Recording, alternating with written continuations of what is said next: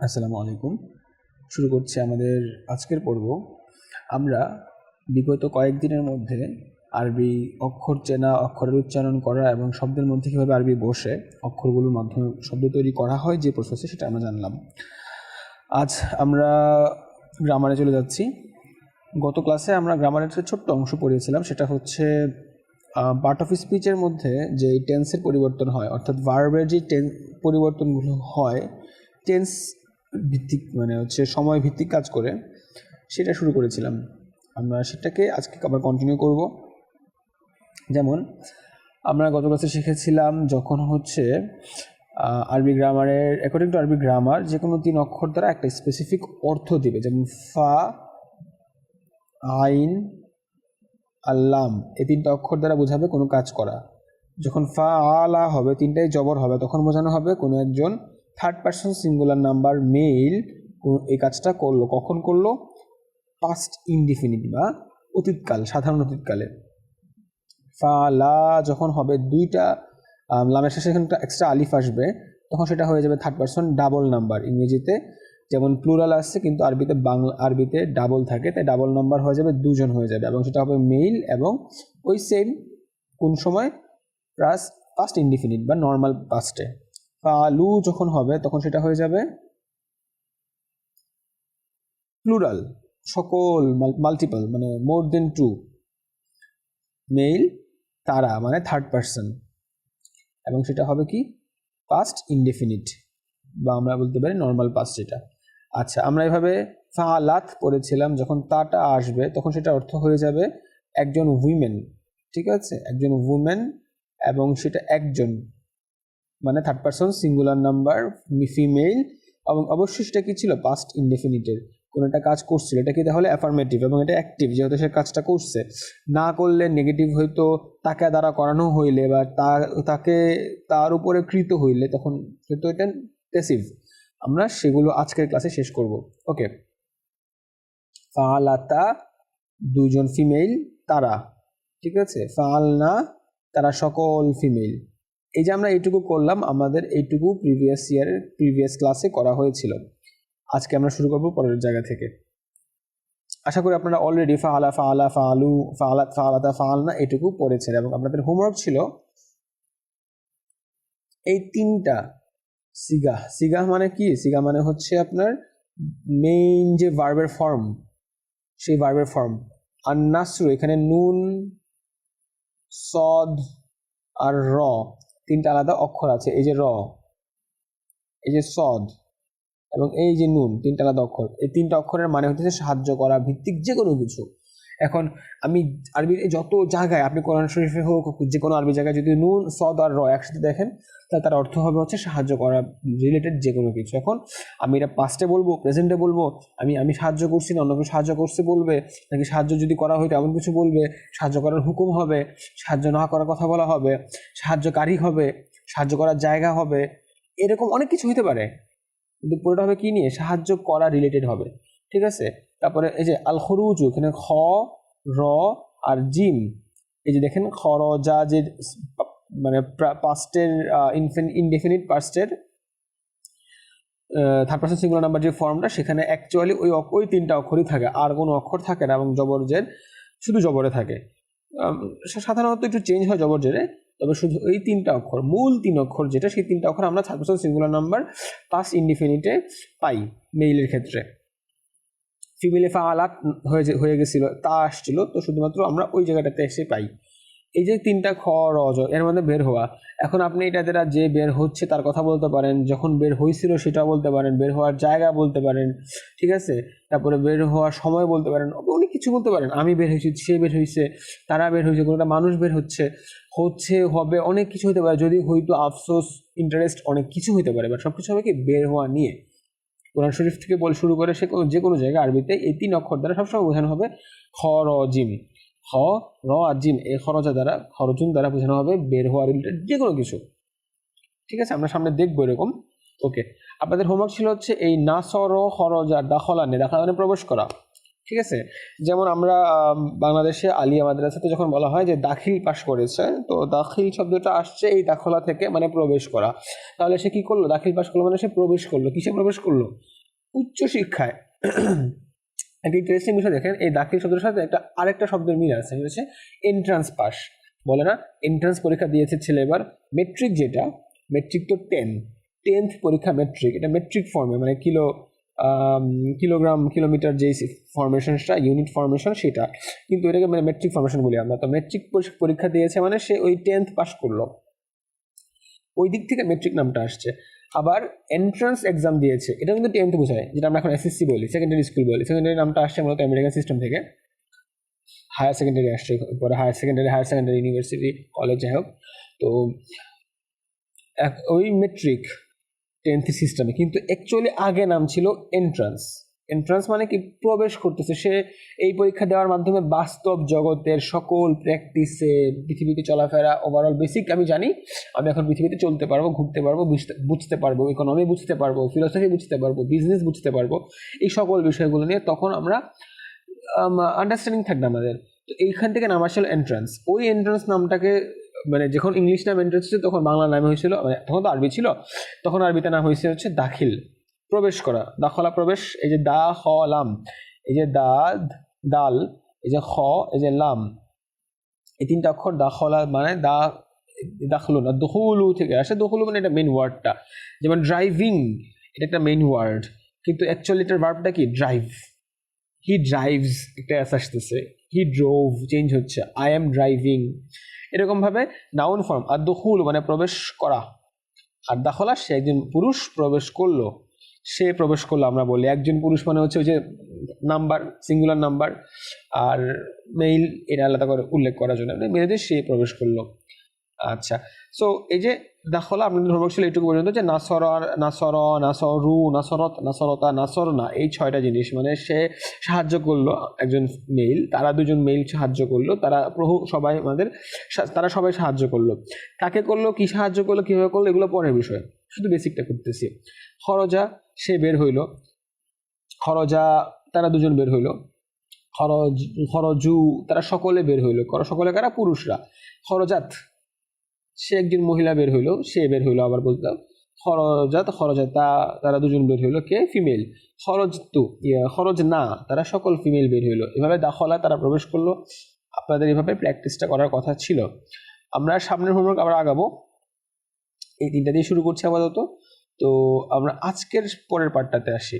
আমরা তো গেলাম হচ্ছে থার্ড পার্সনে, third person singular, third person double, third person plural, male female, 6টা ক্লিয়ার করলো। তারপরে আমরা এখন আসি হচ্ছে সেকেন্ড পার্সনে।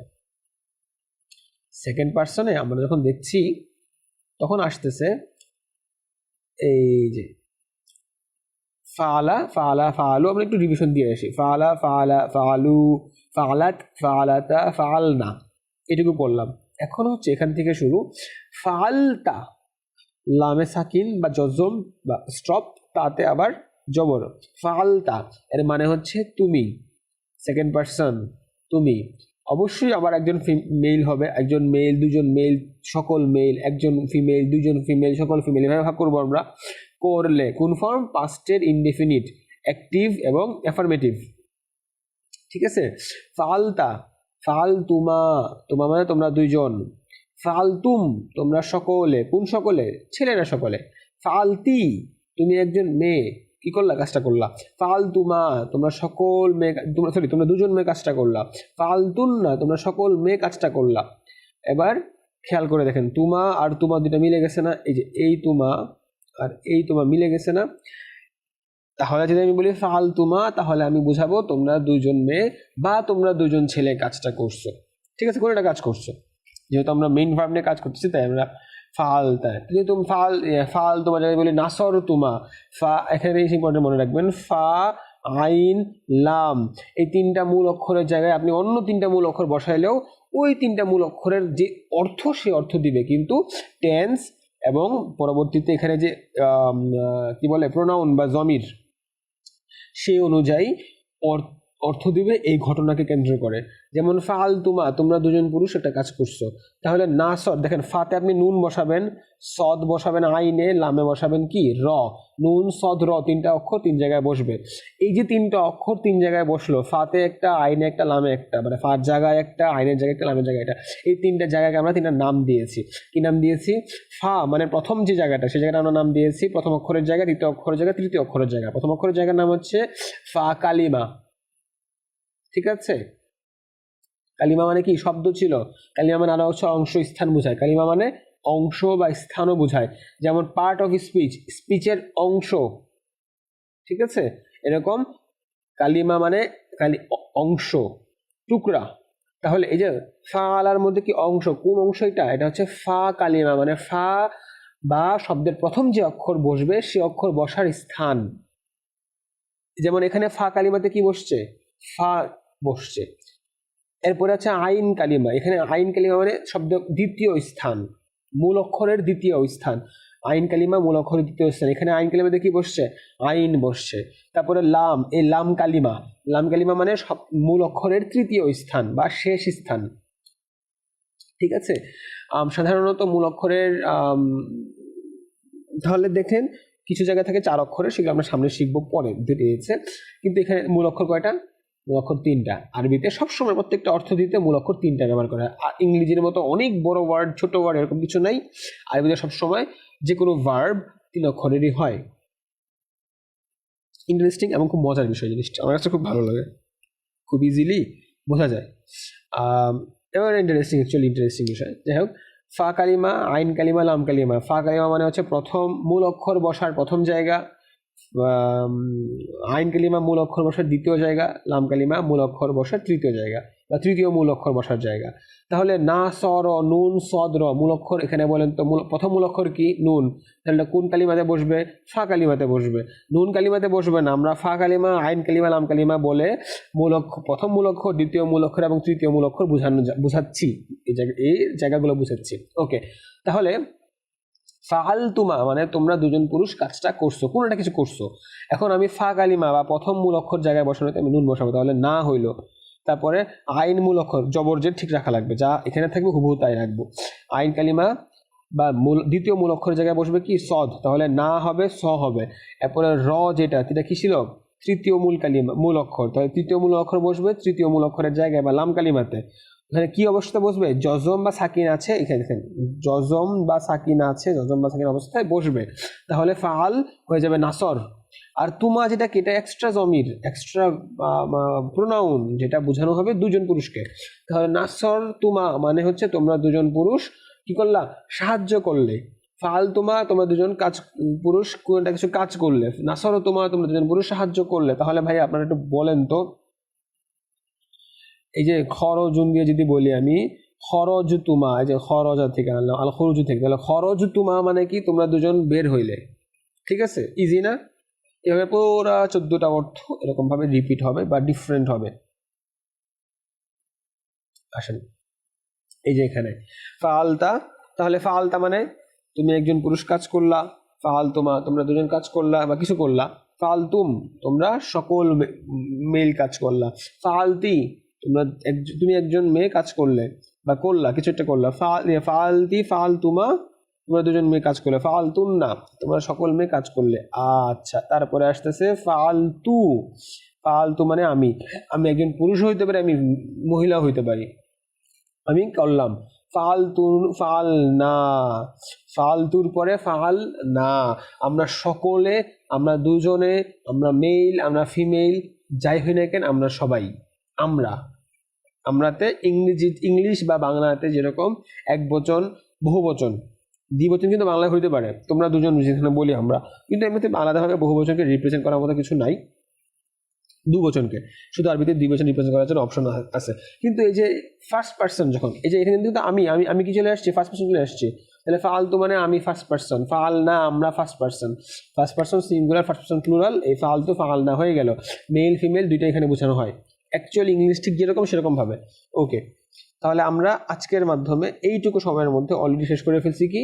বেসিক প্রথম পর্ব। আপনারা যারা 14টা, এগুলোকে বলা হয় সিগা। সিগা মানে হচ্ছে কি? আমরা একটু দেখি, লেখা আছে তাসরিফ। তাসরিফ মানে কি? আমরা সরফ পড়ছিলাম, রূপান্তর করা, চেঞ্জ করা, ঠিক না? এই রূপান্তর করা বা চেঞ্জ করার এই 14টা কনসেপ্ট আমরা যখন ক্লিয়ার করব, ফার্স্ট এই 14টা কনসেপ্ট ক্লিয়ার করলে সব কিছু পুরো আরবি গ্রামারের basic foundation, fundamental, most important যে পিলার সেটা তৈরি হয়ে যাবে। তাই কষ্ট করে হোক, যেভাবে হোক না কেন আপনাদেরকে প্রথম এই 14টা ওয়ার্ড ঠিক এভাবেই মুখস্থ করে ফেলতে হবে। কারণ এই ডাইস, এই ডাইস যখন মুখস্থ হয়ে যাবে তখন আপনি যে কোনো ওয়ার্ড এই ডাইসে ফেলবেন, অর্থ অ্যাকচুয়ালি কি বলতেছেন বোঝানো যাবে। ওকে, আর আমি যে বারবার বললাম সিগা ওয়ার্ডটা, যেখানে সিগা ওয়ার্ডটা আছে, সিগা মানে অ্যাকচুয়ালি রূপ বা অবস্থাটা আসলে কি, যে এটা থার্ড পার্সন হবে না ফার্স্ট পার্সন হবে, সিঙ্গুলার হবে না প্লুরাল হবে, মেল না ফিমেল হবে, এই পুরো বিষয়টা ব্যাখ্যা করার জায়গা হচ্ছে এটা। ঠিক আছে, তাহলে আমরা একটু রিভিশন দিই, আপনারা আমার কাজের সাথে কন্টিনিউ করবেন এটা। যেমন আমরা কীভাবে মুখস্থ করব? ফাআলা, ফাআলা, ফাআলু, ফাআলাত, ফাআলাতা, ফাআলনা।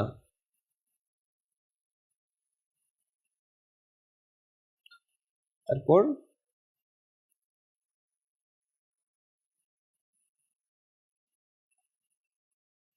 ফাআলতা, ফাআলতুমা, ফাআলতুম, ফাআলতি, ফাআলতুমা, ফাআলতুন্না।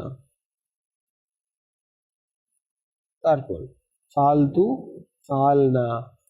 তাহলে আমরা এই যে 14টা ভাগ আছে এগুলো আমরা মুখস্থ করবো। আপনাদের বইটা দেওয়া থাকবে, আপনারা বই থেকে দেখে এটা ফার্স্টেই আয়ত্তে নিয়ে আসবেন। আজকে ক্লাস একটু ছোট হবে, আমরা তারপরে একটু কিছুক্ষণ সময় গ্রামারের অন্য একটা পার্ট দেখব। তার আগে এখানে একটা জিনিস আপনাদেরকে জানায় রাখি, এটা কি বললাম আমরা, কোন একটা কাজ করলো, পজিটিভ মানে অ্যাফার্মেটিভ, এবং সে করছে নিজে, তাহলে এটা কি হবে? অ্যাক্টিভ। আচ্ছা, এখন যদি আমি বলি তাহলে এটা নেগেটিভটা কিরকম হতে পারে একটু দেখায় রাখা, এটা আমাদের নেক্সট ক্লাসে, এখন আর পড়া লাগবে না। এই যে নেগেটিভের আগে আমরা দেখলাম হচ্ছে এই যে কৃত হইলো, মানে তাকে তার উপর কাজটা করা হইলো, এতক্ষণ সে কাজ করছে তার উপর কাজ করা হলো। এটা সিস্টেমটা কিরকম? ফাতে পেশ, আইন কালিমাতে জের, লাম কালিমাতে জব, তাহলে ফু আইলা। যদি আমি নুন নাসর দিয়ে করি, নাসর মানে সাহায্য করলো, সে একজন ছেলে, তাহলে এখানে চেঞ্জটা কি হবে আপনারা বলতে পারবেন? ফু আইলা হইলে নু সি র। বুঝতে পারছেন? ফা কালিমাতে পেশ, আইন কালিমাতে জের, লাম কালিমাতে জবর, কালিমা মানে মূল অক্ষর বসার স্থান। তাহলে ফা কালিমাতে নুন, যখন নুন বসলো তখন নুনে কি হইলো? নুনে জবর পেশ নু, আইনে সদ, তাহলে সি, লামে র জবর নু সি র। নুসির মানে তাকে সাহায্য করা হইল, নাসরও সে সাহায্য করলো, নুসিরও তাকে সাহায্য করা হলো, অ্যাক্টিভ এবং প্যাসিভ। এবং এখানেও সেইভাবে 14টা ভাগ করা আছে। নুসির ফুইলা দেয়া বলি, ফুইলা, ফুইলা, ফুইলু, ফুইলাত, ফুইলাতা, ফুইলনা, ফুইলতা, ফুইলতুমা, ফুইলতুম, ফুইলতি, ফুইলতুমা, ফুইলতুন্না, ফুইলতু, ফুইলনা। খেয়াল করে দেখবেন জমির বা এখানে লাস্টের এন্ডিংগুলো অলমোস্ট সিমিলিয়ার, হুবহু সিমিলিয়ার, খালি ডিফারেন্স হচ্ছে সামনের দিকের এই ফুইলা, ফা হয়ে গেছে ফুই, আর বাকি সব ঠিক আছে। এই যে ফা ফুই হয়ে গেছে, নাস নুসি হয়ে গেছে, এটার মাধ্যমে বোঝা গেল একটা হচ্ছে কাজ সে করলো, একটা তার উপর কাজ করা হইলো, একটা সে সাহায্য করলো, একটা তাকে সাহায্য করা হইলো। ঠিক আছে, আমরা এটা সামনে শিখবো, আগে ওই প্রথম 14টা আমরা মুখস্থ করলে এগুলো ইজিলি বলে ফেলতে পারেন, বসে যাবে, অটোমেটিক চলে আসবে। ঠিক আছে, এরপর আমরা দেখবো হচ্ছে মা। মা মানে না, আরবিতে মা শব্দের অর্থ হচ্ছে না, মা একটা হরফ, মা মানে না। তাহলে কি মা ফাআলা মানে ফাআলা সে করেছে, মা ফাআলা মানে সে করে নাই, মা ফাআলা, মা খালি সামনে অ্যাড হইলে বাকি সব অটোমেটিক সেম থাকবে। তাহলে এগুলো মানে হবে তারা অ্যাড করছে কি করে নাই, তারা করছে কি করে নাই। আবার যদি আমি বলি সেম ভাবে, আমরা তো ফাআলা বললাম সে করলো, ফুইলা তাকে করা হইলো, বা নাসরও সে সাহায্য করলো, নুসিরও তাকে সাহায্য করা হইলো। আর মা নাসরও সে সাহায্য করে নাই, মা নুসিরও হইলে, মা ফুইলা হইলে তাকে সাহায্য করা হয় নাই, মা নুসিরও তাকে সাহায্য করা হয়নি।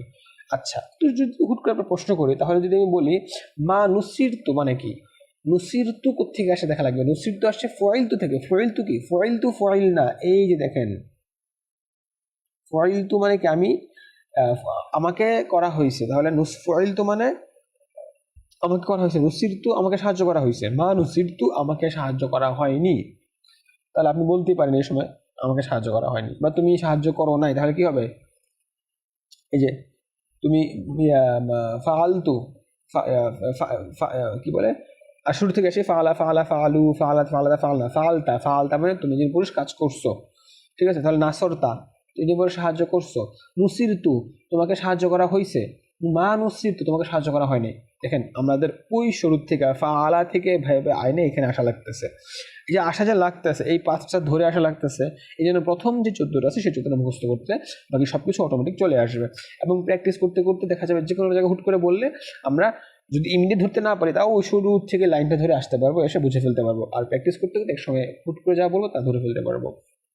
বাট ফার্স্ট কাজ প্রথম 14টা ফালা ফালা ফালু ফালু ফালাত ফালাতা ফালনা ফালতা ফালতামা ফালতু ফালতে ফালতুমা ফালতু না ফালতু ফালনা মুখস্থ করা।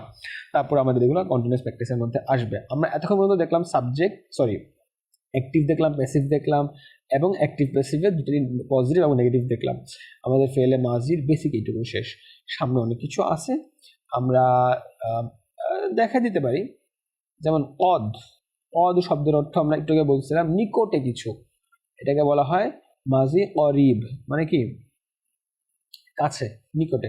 তাহলে অদ ফালা মানে সেই মাত্র করছে, অদ নাসরা সেই একটু আগে সাহায্য করছে, ঠিক আছে। তাহলে তাহলে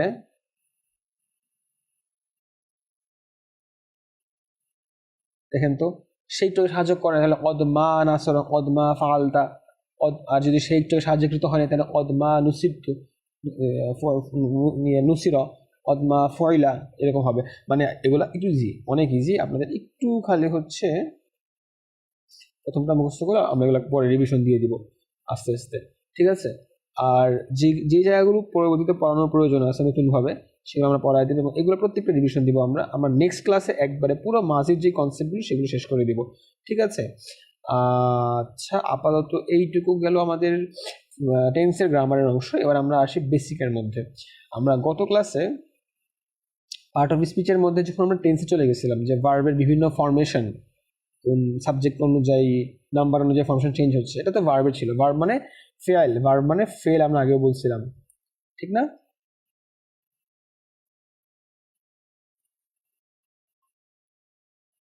ভার্ব মানে ফেল আমরা আগেও বলছিলাম।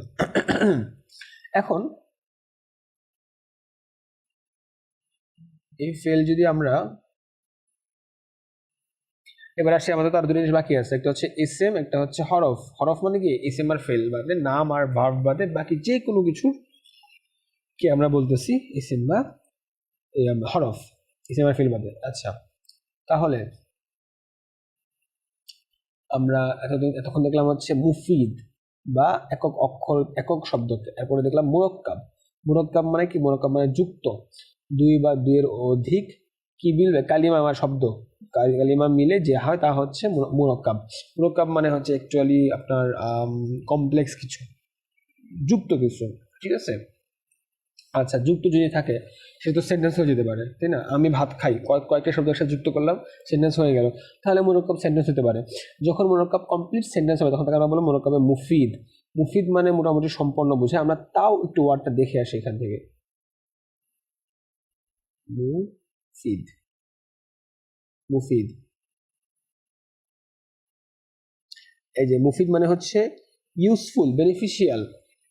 মানে কি, মানে হচ্ছে যে সেন্টেন্সটা বা যে মোরক্কাব বা বাক্যাংশ পড়লে আমি আমি ইউজফুল কোনো একটা অ্যান্সার পাবো, যে আমি একটা কমপ্লিট মনের ভাব প্রকাশ হবে, মনের ভাব কমপ্লিট প্রকাশ হওয়াই তো আমার কি ছিল সেন্টেন্সের আলটিমেট পারপাস এবং উদ্দেশ্য বা অর্থ ছিল। তাহলে মোরক্কাবে মুফিদ মানে যেই মোরক্কাব। আচ্ছা আমরা মোরক্কাব অর্থটা দেখে আসি। মোরক্কাবটা আমাদের রকবুন থেকে আসছে, এটা আমরা সামনে শিখবো। এই মোরক্কাব, ঠিক আছে, মোরক্কাব মানে হচ্ছে পেট্রোল বোট, শিপ, বোট। আচ্ছা দেখছেন মোরক্কাব মানে হচ্ছে শিপ বা বোট, এটা রকবুন থেকে আসছে, র কা বা। আচ্ছা মোরক্কাব মানে হচ্ছে শিপ বা বোট, ভেসেলস মানে কি দ্যাট কন্টেইনস অনেক কিছু। তাহলে মোরক্কাব অ্যাকচুয়ালি ভেসেলস বা বোট থেকে আসছে এবং যেটা দ্বারা বোঝানো হয় যা অনেক কিছুকে ক্যারি করে। মানে মোরক্কাব এমন কিছু যেখানে অনেকগুলো ওয়ার্ডস আছে, অনেকগুলো শব্দ একসাথে যেখানে আছে, ক্যারি করতেছে, ঠিক আছে। এই যে চেঞ্জেসগুলো খুব ইম্পর্টেন্ট না, যে আপনার মুরাক্কাব মানে হচ্ছে আমরা বলতেছি দুইয়ের অধিক কালিমা বা শব্দ মিলে যাতে তাকে মুরাক্কাব বলে, কিন্তু মুরাক্কাব শব্দের নিজের অর্থ কি? মুরাক্কাব শব্দের নিজের অর্থ হচ্ছে যে কিনা ক্যারি করে, কন্টেইন করে অনেক কিছু, বোটের মতো কিছু একটা বোঝানো হয়। ইন্টারেস্টিং বিষয়, আমরা বুঝে ফেললাম যে মুরাক্কাব মানে হচ্ছে অ্যাকচুয়ালি মাল্টিপল থিংস একসাথে রাখা যায়, যেটাকে আমরা যদি সেটা মুফিদ মানে মনের স্যাটিসফ্যাক্টরি কিছু থাকে তাহলে সেটা হবে কমপ্লিট সেন্টেন্স। এই জন্য মোরাকাবে মুফিদ, সরি মোরাকাবে মুফিদ বা কমপ্লিট সেন্টেন্স এটা। আর যদি গায়ের মানে হতেছে না হওয়া, তাহলে মোরাকাবে গায়ের মুফিদ মানে যেটা কমপ্লিট সেন্টেন্স হয় নাই, যেটা মনের ভাব বা স্যাটিসফ্যাক্টরি কিছু কমপ্লিট করে নাই। ওকে, মুরাকাবি মুফিদ বলা হয় কাকে? বক্তা কথা শেষ করার পরে শ্রোতার কাছে কোনো বিষয় সংবাদ জানে, লাভে কোনো উদ্দেশ্য বুঝতে পারে, ঠিক আছে, সংবাদ লাভ করে বা তার উদ্দেশ্য বুঝতে পারে, ওই যে বললাম না কমপ্লিট হওয়া।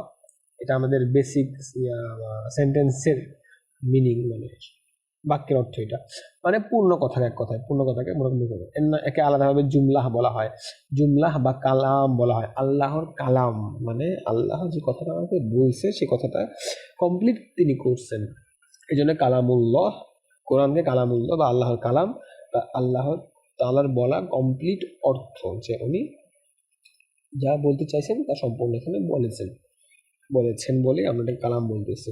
আমরা জুমলা এবং কালাম এই দুটো অর্থকে এখন দেখব।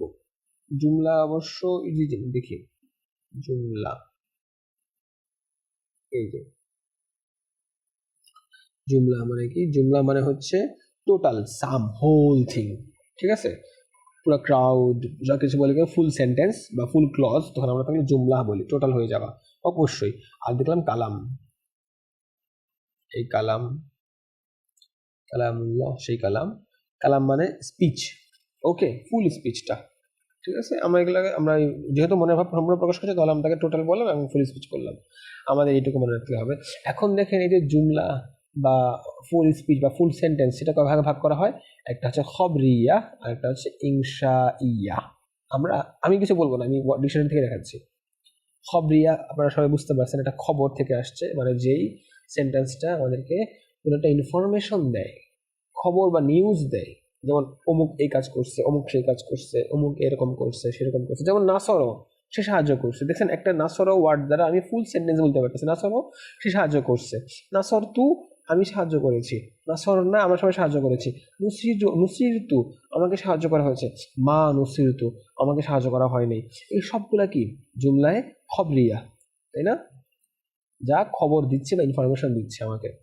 এবং কেন জুমলা? কারণ কমপ্লিট হয়েছে, আমি তো মনে প্রশ্ন করতে পারছি। হ্যাঁ, এই নাসরতু বললে বা নাসরা বললেও ফুল সেন্টেন্স হয়ে যায়, কিন্তু কে আমাকে সাহায্য করলো এরকম কোনো প্রশ্ন থাকে কি? এটা এডিশনাল কোয়েশ্চেন। কিন্তু আমি যদি বলতাম আমাকে সাহায্য, থেমে যায় এখানে, তাহলে কি হইতো না, আমাকে সাহায্য এটুকু বলে থেমে গেলে হইতো না, আমাকে সাহায্য করা হয়েছে, তখন ফুল সেন্টেন্স হয়ে গেছে। এবং নুসির তুর মধ্যে এই কথাটা, এই পুরা এই যে জাস্ট নুসির তু শব্দের মধ্যে পুরাটাই চলে আসে, পুরো আপনার সম্পূর্ণ মিনিং চলে আসে, এ কারণে it can be a full sentence, জুমলা খবরিয়া। আচ্ছা, আমরা খবরিয়া জিনিসটা দেখবো কি, এটা খবর থেকে আসছে, দেখার কিচ্ছু নাই, তারপরে দেখেই।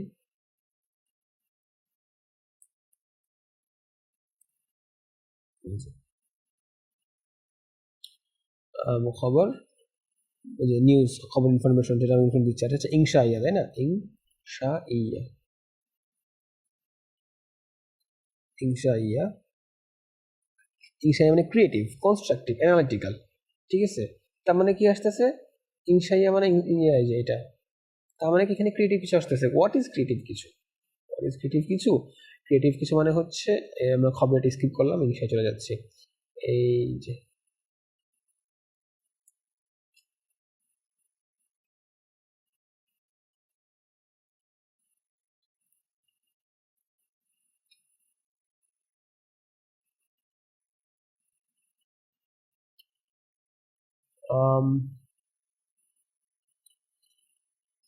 আচ্ছা, একটু পরে যাই।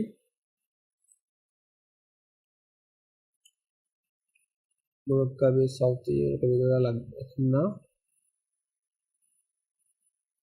আচ্ছা, ইনশাইয়াটা এই যে সরি, জুমলা ইনশাইয়া, ইনশাইয়া মানে হচ্ছে আসলে যদি আমি এখন বলি আমাকে সে সাহায্য করছে, আপনি বলবেন হয় সাহায্য করছে বা করে নাই, সত্য মিথ্যা আলাদা করা যায়, যেটা আমরা আগেও পড়তাম যে কোনো নিউজের তো সত্য মিথ্যা থাকতে পারে, যে হয়তো বা সত্য বা মিথ্যা।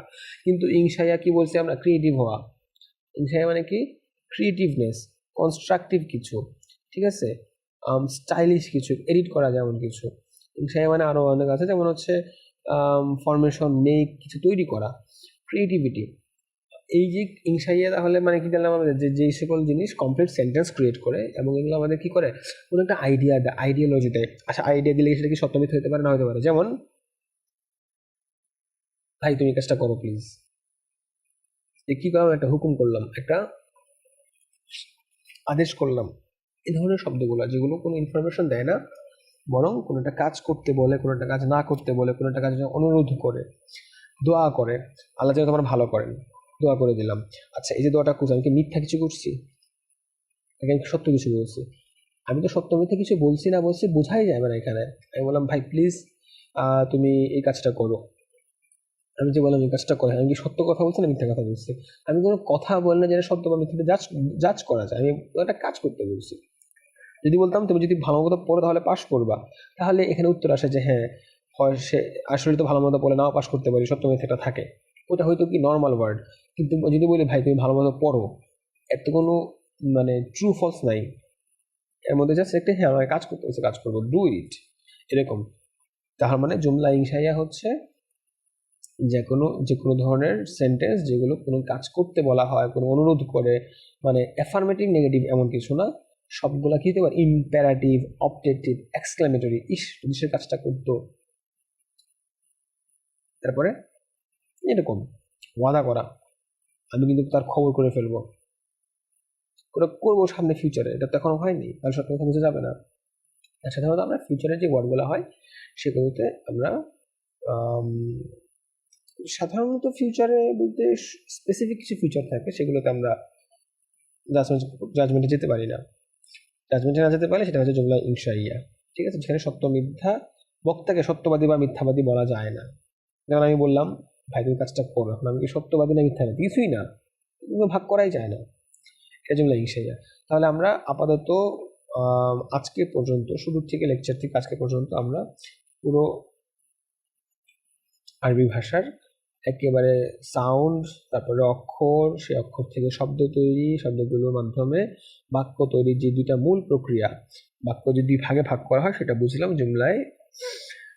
আচ্ছা, আর মধ্যে আমরা গ্রামারের বেসিক যেটা, সেটা হচ্ছে টেন্সের মাধ্যমে যে পরিবর্তনগুলো হয় ভার্বে, সেটাও দেখলাম। আমরা পরবর্তী ক্লাসে টেন্সের বাকি যে ভাগগুলো আছে পাস্টের, সেইগুলো কমপ্লিট করব, এবং পরবর্তী ক্লাসে আমরা এই যে পার্ট অফ স্পিচ, জুমলায় খবরিয়া যেটা পড়লাম না, জুমলায় খবরিয়া থেকে এই যে এখান থেকে শুরু করব। এখানে আমাদের মূলত দেখানো হবে হচ্ছে পার্ট অফ স্পিচে, যেহেতু আমরা স্পিচ চলে আসছে অলরেডি, স্পিচের মধ্যে যে কটা ভাগ থাকে সেই ভাগগুলো, যেগুলো কোন টাইপের স্পিচ হয় সেগুলো, তারপরে এগুলোর মধ্যে কোন অংশকে কি বলে সেটা, এখানে আমরা রিলেশন দেখব। একটা স্পিচের মধ্যে বিভিন্ন শব্দের যে রিলেশন থাকে, সাবজেক্ট ভার্ব অবজেক্ট যেটা বলি না, এরকম রিলেশন আমরা সামনে দেখব। আর continuously on the other hand simultaneously আমরা হচ্ছে এই টেন্সের পরিবর্তন করতে পারা যেটা, সেটা করতে থাকবো। আপনাদের হোমওয়ার্ক হচ্ছে তাহলে আপাতত এইটুকু, মানে ফালা ফালা ফালু, ফালাত ফালাতা ফালনা, ফালতু ফালতুমা ফালতু, ফালতি ফালতুমা ফালতুনা, ফালতু ফালনা, এই 14টা এগুলো মুখস্থ করা। যদি আপনার এডিশনালি ফয়লাতে আসতে পারেন, মানে হচ্ছে প্যাসিভটা যেটা, যেটা সে তাকে সাহায্য করা হইলো, সে কৃত হইলো, বা তাকে তাকে কাজ মানে তাকে কাজ করা হইলো, তাকে কিছুটা করা হইলো, সে না করে তাকে করা হইলো, তখন ফয়লা ফয়লা ফয়লু, ফয়লাত ফয়লাতা ফয়লনা, ফয়লতা ফয়লতুমা ফয়লতুম, ফয়লতি ফয়লতুমা ফয়লতুনা, ফয়লতু ফয়লনা। আপনারা যদি পারেন এটা মুখস্থ করে ফেলবেন।